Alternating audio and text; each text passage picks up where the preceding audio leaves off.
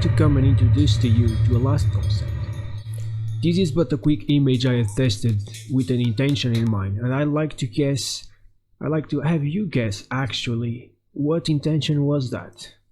Think, think, think. It will not be a bad idea to take notes from here on out. What are you reading from this image? If it was a text and not visuals, how do you describe it? How do you describe it to someone who doesn't see? What is it that you read? What is it that you get on this one instead? What are you feeling here by looking at this? It's a total different image. How about this one? It's true. Different looks have different intentions. This is the core of our being. This is when we decided that curve and spiky languages were dangerous back from caveman times. This is how we have evolved to spot threats, and it's still very present with us. We are good at interpreting things from their visuals. This is how we have survived as species. Again, different looks have different intentions, and this is the core difference between concept art and concept design. The design of it is to be moody, dark, maybe even nihilistic. It has a purpose that's clear. It's like designing a wheel during a caveman times. It was made because of a reason. They needed it, so they manifested it. In the same way, you can use concept art to solve production needs. How can we manifest things that we need?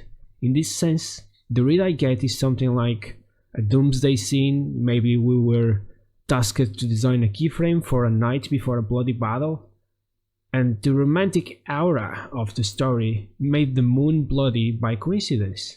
It's so bloody, and the battle, it's so anxious.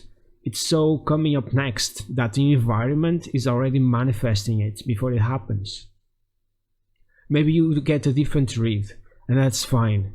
It's great to have your own read, because only you can design your stuff.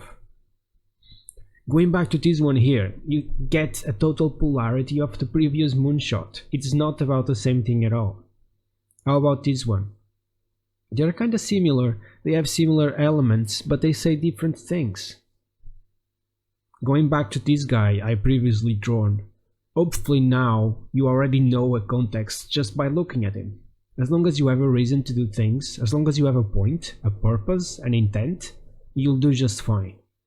Moving on to some more tools that can help you. If you're having trouble, you can find dictionaries like Thesaurus.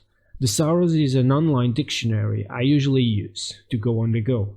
It's one I like to use, and when I looked up the keyword beast, and I see how I could brainstorm it for our character.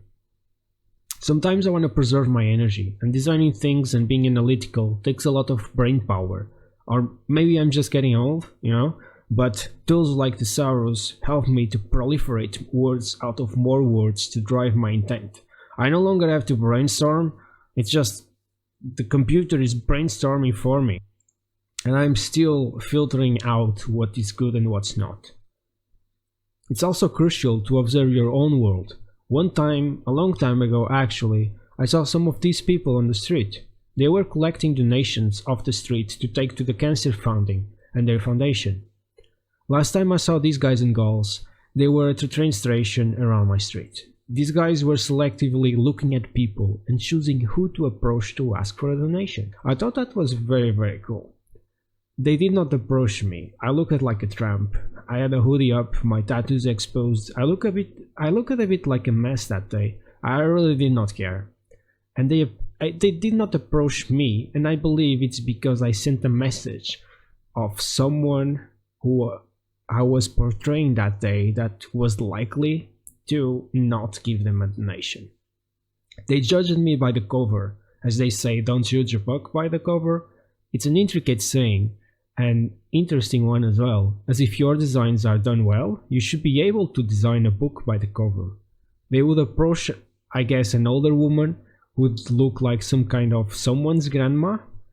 They'd likely approach her, as that's the usual archetype of the giver, while I was really more dressed as the archetype of, I don't know, a robber, a thief or something.